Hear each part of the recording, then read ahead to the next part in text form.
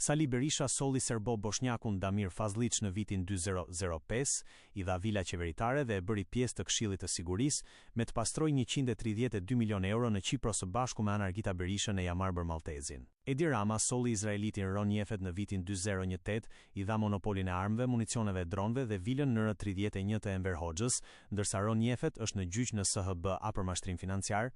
Dy sundimtarët e regjimit, Sali Berisha dhe Edi Rama Njil, kanë sjellë në Shqipëri mafioz ndërkombëtar, me të cilët kanë krijuar lidhje familjare dhe u kanë dhënë pasuri e fonde publike. U kanë krijuar terren biznesesh e monopole në sektor strategjik jashtë kontrollit të shtetit. Damir Fazlić, lavatriçja e miliardave e familjes Berisha, në prill 2005, 3 muaj para se Sali Berisha të rikthehej në pushtet, në Shqipëri erdhi mafiozi ndërkombëtar serbo-boshnjak Damir Fazlić Paxhin, i shfaqur hapur në krah të Sali Berishës dhe i prezantuar si kryekëshilltar i fushatës elektorale të PDS. Ndërsa 6 muaj pasi Sali Berisha filloi detyrën si kryeministër, Damir Fazlić hapi kompanitë e para në Shqipëri me objekt aktiviteti në energji, puse nafte e gazi, import karburante, shit blerje toka shtetërore, import-eksport e mallrash, agjenci konsulencash për bizneset, përfshirje në investimet e rrugëve, furnizim me armë e municione për forcat e armatosura. Fillimisht, Damir Fazlić krijoi kompanitë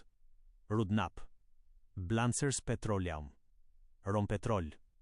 Petrol Slovenia Tirana. Të gjitha këto pa kapital financiar për aktivitetet në vazhdim, pa deklarime bilance shtatimore e pa transaksione bankare. Në këto kompani kontrabande dhe lavatriçe miliardash të korrupsionit gjatë pushtetit Berisha e të trafiqeve, u përfshin Anargita Berisha dhe bashkëshorti Jamarbër Maltezi Eni Po, gjoja si partner për konsulenca juridike mjedisore, por ata ishin ortak në hije me Damir Fazlić. Këtë e vërtetoi dosja penale Parku Porto Romano 2009 në Durrës, ku rezultoi se kryeministri Sali Berisha Kej, në favor të mafiozit serbo-boshnjak Damir Fazlić e rrjedhimisht të vajzës dhe dhëndrit për të nxjerrë miliona euro fitime, vendosi të zgjeroj parkun ekzistues energjetik me 810 HK nga 51 HK që ishte projekti i miratuar në vitin 2001. Në dosjen penale nr 3258, të përgatitur nga prokurori Genti Xholi Elt, është faktuar pastrimi 132 milion euro korrupsion në Shqipëri e Qipro Elt, i bërë nga Damir Fazlić gjatë pushtetit Berisha, së bashku me Anargita Berishën e Jamarbër Maltezin FA.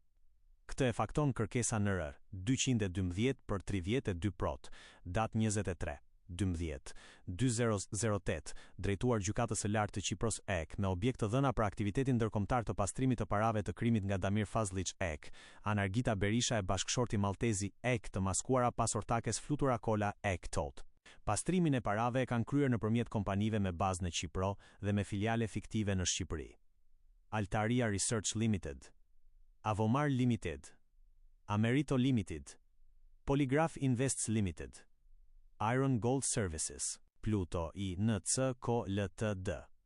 Kilena Ltd, të gjitha këto ishin nën kontrollin e Damir Fazlić dhe familjes Berisha, të përmendura edhe në dosjen non grata nga Anglia. Aq lidhje të ngushta e të shumëfishta interesash krijoi Sali Berisha dhe familja e tij me mafiozin serbo-boshnjak Damir Fazlić sa e bëri pjesë të mbledhjeve të qeverisë dhe Këshillit të Sigurisë Kombëtare, ndërsa si rezidencë personale i dha vilën nr 30 të ish kryeministrit Mehmet Shehu. Ron Jefet, mafiozi besuar i Edi Ramës, ka marrë monopolin e armëve. Kryeministri Edi Rama EP në vitin 2018 solli në Shqipëri mafiozin izraelit Ron Jefet EP, të cilit i ka krijuar zona të lira biznesi e pastrimi parash nëpërmjet kompanive fiktive të krijuara e të marra në ortakëri dhe monopoleve në sektor të sigurisë kombëtare. Izraeliti Edi Ramës ka krijuar kompanit UNO-18, Timak Defense, Timak Aviation, Timac Turke, Advanced Arms Technology, 1820 Albania, 1820 Black Oil. Këto veprojnë në sektorin e nxjerrjes dhe import-eksportit të naftës, armëve, municioneve, mjeteve ushtarake, paras elektronike dhe ndërtimeve ndërsa një nga monopolet është ai i armëve, municioneve, dronëve e mjeteve luftarake në ortakëri me kompaninë shtetërore Kajo Pajo Su. Ron Jefet është objekti një padije gjyqësore në SHBA për mashtrim financiar, duke përdorur lidhjet me kryeministrin Edi Rama Kën, emri i të cilit është përmendur për favora ekonomike me pasuritë publike, licencat dhe aktivitetet e biznesit në Shqipëri. Aq lidhje të ngushta interesash të pista ka Edi Rama me mafiozin Ron Jefet sa e merr në delegacionet e qeverisë dhe sajojnë vendime e ligje klienteliste, ndërsa për qëndrim në Tiranë i ka vënë në dispozicion vilën nr 30 e një të ish diktatorit Enver Hoxha në qendër të bllokut.